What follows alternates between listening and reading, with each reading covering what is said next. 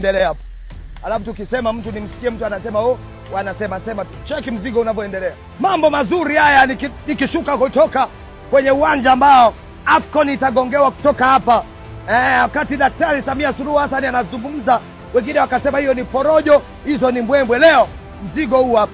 Wakati mwingine hujawahi kusafiri kutoka kituo ulichopo au mji uliopo kwenda maeneo mengine, na wewe umekuwa mmoja kati ya watu wanaozungumza kwamba hawajaona kilichofanyika.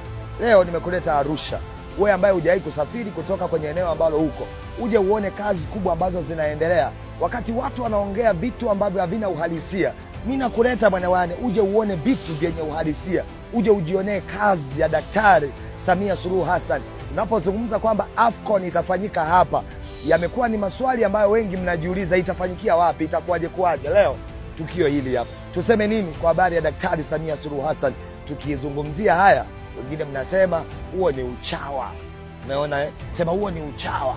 Sasa kama chawa atakuonyesha fact ambazo zinafanyika na abaki kuwa chawa, basi huo uchawa ni mzuri. Nami nimechagua kuwa mmoja wa hao wanaozungumza mambo mema na mazuri ambayo Daktari Samia Suluhu Hassan anayafanya, alafu wewe utaendelea kuniita chawa na mambo yatakuwa poa. Lakini ni heshima kuwa chawa ambaye anatumia mashine kama hii kukuonyesha project kubwa zenye akili ambazo Daktari Samia Suluhu Hassan anazifanya kwenye ardhi hii ya Tanzania.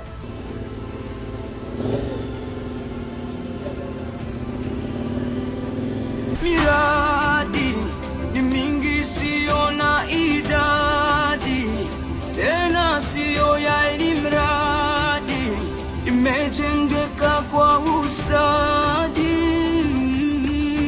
Wewe twenzetu, twende tukashuhudie vya kwetu, bara visiwani Tanzania yetu, maendeleo sisi ndo zetu.